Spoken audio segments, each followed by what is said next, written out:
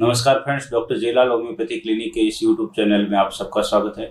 Friends, आज की इस वीडियो में हम बात करेंगे हाइपोथायरॉयडिज्म के बारे में, जिसको हम आमतौर पर थायराइड की बीमारी भी बोलते हैं। आप लोगों में से बहुत लोगों ने इस बीमारी का नाम सुना होगा और इसके अंदर में ज़्यादातर डॉक्टर आपको कुछ दवाइयाँ देते हैं जो कि आपको ज़िंदगी भर लेने के लिए बोलते हैं। लेकिन फ्रेंड्स, अगर इसका होम्योपैथी में सही तरह से इलाज किया जाए तो ये बीमारी कुछ समय में ही खत्म हो सकती है और जो दवाइयाँ डॉक्टर द्वारा ज़िंदगी भर लेने के लिए सलाह दी जाती है उनसे भी पीछा छुड़ाया जा सकता है। तो फ्रेंड्स, आज की इस वीडियो में हम इसी के बारे में बात करेंगे और इसके साथ साथ मैं आपको बताऊंगा कि होम्योपैथी में हम किस तरह से इसका पूरी तरह से इलाज कर सकते हैं। तो फ्रेंड्स, शुरू करते हैं ये वीडियो।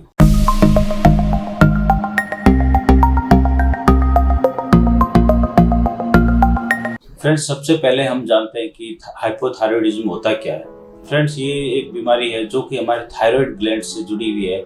थायराइड ग्लैंड यानी थायराइड ग्रंथि जो कि हमारे नेक में बटरफ्लाई के आकार की होती है और वो हमारे बॉडी में कुछ हार्मोन सिक्रेट करती है जिसको हम T3 और T4 बोलते हैं। और थायराइड ग्लैंड जो ये हार्मोन सिक्रेट करती है और उनको सिक्रेट करने के लिए हमारे ब्रेन में पिट्यूटरी ग्लैंड होती है, वो एक हार्मोन सिक्रेट करती है जो कि थायराइड ग्रंथि को डायरेक्शन देता है कि आपको अब T3 और T4 हार्मोन है वो रिलीज करने हैं। उसके लिए जो पिट्यूटरी ग्लैंड हार्मोन रिलीज करती है उसका नाम होता है TSH यानी थायराइड स्टिमुलेटिंग हार्मोन। ये हार्मोन पिट्यूटरी ग्लैंड द्वारा सीक्रेट होता है और ये जाकर थायराइड को स्टिमुलेट करता है ताकि थायराइड T3 और T4 को रिलीज करे। फ्रेंड्स, ये हार्मोन्स हमारे बॉडी के अंदर में बहुत ही ज़्यादा इंपॉर्टेंट है क्योंकि ये हमारे बॉडी के मेटाबॉलिज्म को रेगुलेट करते हैं या उसको कंट्रोल करते हैं। तो अगर इन हार्मोन की मात्रा अगर कम या ज़्यादा हो जाती है इसका मतलब हमको थायराइड रिलेटेड कोई प्रॉब्लम है। तो फ्रेंड्स, हाइपोथायरॉयडिज्म के अंदर में बेसिकली TSH यानी थायराइड स्टिमुलेटिंग हार्मोन है उसकी वैल्यू ज़्यादा बढ़ जाती है और जो T3 और T4 है उसकी वैल्यू नॉर्मल या उससे कम हो जाती है। तो जब ऐसी कंडीशन पैदा होती है तो उसको हम हाइपोथायरॉयडिज्म बोलते हैं। एज की बात की जाए कि ये किन उम्र के लोगों में ज़्यादा होता है, तो ये किसी भी उम्र में हो सकता है, बच्चे से लेके जवान में या बूढ़ों के अंदर में, किसी के अंदर में भी ये हो सकता है। और मेल और फीमेल की बात की जाए तो ये दोनों में ही होता है और अगर कंपेयर किया जाए तो फीमेल्स के अंदर में ये ज़्यादा देखने को मिलता है।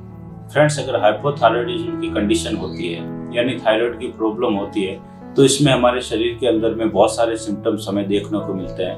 तो उस तरह के लक्षणों के द्वारा हम समझ सकते हैं कि हमको थायराइड रिलेटेड कुछ प्रॉब्लम हो गई है। तो आज मैं कुछ उन लक्षणों के बारे में बात करूंगा जिसमें अगर हाइपोथायरॉयडिज्म जैसी कंडीशन होती है तो क्या क्या लक्षण हमारे बॉडी के अंदर में मिलते हैं। फ्रेंड्स, जैसा कि मैंने आपको बताया कि T3 और जो T4 हार्मोन होता है वो हमारे बॉडी के मेटाबॉलिज्म को रेगुलेट करने में बहुत इंपॉर्टेंट रोल प्ले करते हैं और उन हार्मोन को रिलीज करने के लिए हमारी जो पिट्यूटरी ग्लैंड होती है जो कि ब्रेन में पाई जाती है वो TSH जो थायराइड स्टिमुलेटिंग हार्मोन है वो रिलीज करती है। उसके थ्रू हमारे थायराइड ग्लैंड के अंदर में मैसेज आता है कि उनको T3 और T4 को रिलीज करना है। तो अगर कुछ कारणों से थायराइड ग्लैंड में कुछ प्रॉब्लम हो जाती है और वो T3 और T4 को सही तरह से रिलीज नहीं कर पाती है तो उस टाइम हमारे ब्रेन यानी जो पिट्यूटरी ग्लैंड होती है वो TSH को ज़्यादा रिलीज करती है ताकि वो ज़्यादा से ज़्यादा मैसेज दे सके कि हमारी बॉडी को T3 और T4 की आवश्यकता है ताकि वो उससे ज़्यादा रिलीज करे। तो इस तरह की कंडीशन को अगर हम टेस्ट से कंफर्म करें, जिसको हम थायराइड टेस्ट भी बोलते हैं, उसके अंदर में TSH यानी थायराइड स्टिमुलेटिंग हार्मोन जो है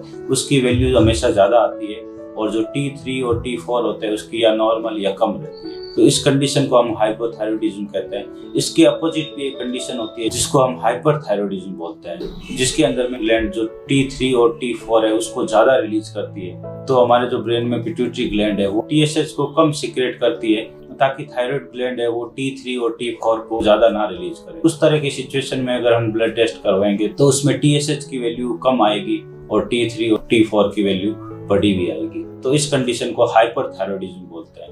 लेकिन आज हम बात करेंगे हाइपोथायरॉयडिज्म के बारे में जिसमें TSH की वैल्यू बढ़ी हुई रहती है, T3 और T4 की वैल्यू नॉर्मल या फिर उससे कम रहती है। तो अगर इस तरह की कंडीशन हमारे बॉडी में पैदा होती है तो हमें क्या क्या सिम्टम्स देखने को मिलते हैं, हमको किस तरह के लक्षण देखने को मिलते हैं, उसके बारे में अगर हम बात करें तो सबसे पहला लक्षण इसमें है कि हमारे बॉडी में ओबेसिटी आ जाती है यानी मोटापा आने लगता है। हम धीरे धीरे मोटे होने लगते हैं और हम कई जगह पर हमारे बॉडी में सूजन भी आने लगती है, जैसे हमारे फेस पर, हमारे हाथों पर, जॉइंट्स पर पेट पर, इन सब भागों में सूजन आने लगती है। तो ये इसका मुख्य लक्षण होता है। इसके अलावा हमारी स्किन बहुत ज़्यादा ड्राई रहने लगती है, स्किन में ड्राइनेस आ जाती है, रूखापन आने लगता है, स्किन बहुत सूखी सूखी रहने लगती है। तो इस तरह के लक्षण भी हमें देखने को मिलते हैं। इसके साथ साथ हमारे जो नेल्स होते हैं यानी नाखून के अंदर में क्रैक आने लगते हैं और हमारी फिंगर्स में नमनेस आने लगती है, यानी हमारी जो उंगलियां हैं उसमें सूनापन सा महसूस होने लगता है। इसके साथ साथ जो फीमेल्स होती है उनमें बहुत ज़्यादा हेयर फॉल भी होना स्टार्ट हो जाते हैं, बाल झड़ने शुरू हो जाते हैं और उनकी आवाज़ के अंदर में थोड़ी भारीपन भी आने लगता है। इसके अलावा फीमेल्स का जो मेंस्ट्रुअल साइकिल होता है वो भी इरेगुलर हो जाता है, मंथली टाइम पर नहीं आता है और कभी कभी बहुत ज़्यादा दिक्कत होने से उन्हें बांझपन भी आने लगता है, यानी इनफर्टिलिटी जैसी स्थिति भी उत्पन्न होने लगती है। तो फ्रेंड्स, ये कुछ तरह के सिम्टम्स थे जो आमतौर पर देखने को मिलते हैं। इसके अलावा अगर हम मेंटल सिम्टम्स की बात करें तो इस तरह की कंडीशन में मूड स्विंग्स बहुत ज़्यादा होने लगता है और बहुत ज़्यादा चिड़चिड़ापन रहने लगता है, कुछ भी अच्छा नहीं लगने लगता है। इसके साथ साथ डिप्रेशन बहुत ज़्यादा रहने लगता है और हर टाइम चेहरे पर उदासी छाई हुई रहने लगती है। इसके साथ साथ हमारी नींद भी डिस्टर्ब हो रहने लगती है, हमको नींद प्रॉपर तरीके से आना बंद हो जाती है। इसके अलावा पेट से रिलेटेड भी कुछ तरह के सिम्टम्स देखने को मिल सकते हैं, जैसे कॉन्स्टिपेशन यानी कब्जियत की शिकायत रहने लग जाती है, पेट सही तरह से क्लियर नहीं हो पाता है, डाइजेशन में प्रॉब्लम रहने लगती है और इस तरह की कंडीशन के साथ साथ बॉडी में एनर्जी लेवल बहुत कम रहने लगता है, मतलब हर टाइम आलस जैसा फील होने लगता है, सुस्ती बनी रहती है, कुछ काम करने में मन नहीं लगता है और थकान भी बहुत ज़्यादा रहने लगती है। इसके साथ साथ कुछ हार्ट रिलेटेड भी सिम्टम्स देखने को मिलते हैं, जिसमें हमारे बॉडी में कोलेस्ट्रॉल का लेवल ज़्यादा बढ़ने लगता है और हमारी जो हार्ट बीट है वो थोड़ी स्लो होने लगती है और इसके साथ साथ पेशेंट को हर टाइम ठंडा ज़्यादा लगने लगता है, चिल्ली पेशेंट बन जाता है। तो ये कुछ तरह के सिम्टम्स होते हैं जो हाइपोथायराइडिज्म जैसी कंडीशन में देखने को बहुत ज़्यादा मिलते हैं। इसमें ये जरूरी नहीं होता है कि आपको सब सिम्टम्स एक साथ दिखाई देने लगे, हो सकता है कुछ सिम्टम्स शुरू हो धीरे धीरे, जैसे जैसे ये कंडीशन ज़्यादा बढ़ती रहती है वैसे वैसे ये सिम्टम्स हमको नज़र आने लगते हैं। तो स्टार्ट में ये सारे सिम्टम्स एक साथ नज़र नहीं आते हैं। फिर भी अगर कुछ मेन सिम्टम्स की बात करें तो उसके अंदर में ओबेसिटी यानी मोटापा, ये बहुत मेन सिम्टम्स है जो कि हमें बहुत ज़्यादा कॉमन देखने को मिलता है। इसके साथ साथ शरीर में सूजन, हमारी उंगलियों में सूनापन, स्किन का ड्राइनेस रहना और हेयर फॉल होना, इसके साथ साथ हमारे बॉडी में बहुत ज़्यादा सुस्ती, आलस आ जाना, ये सारे सिम्टम्स जो होते हैं ये मुख्यतः ज़्यादा देखने को मिलते हैं। तो अगर इस तरह के सिम्टम्स अगर हमें देखने को मिल रहे हैं तो हमें अपने थायराइड का टेस्ट जरूर करवाना चाहिए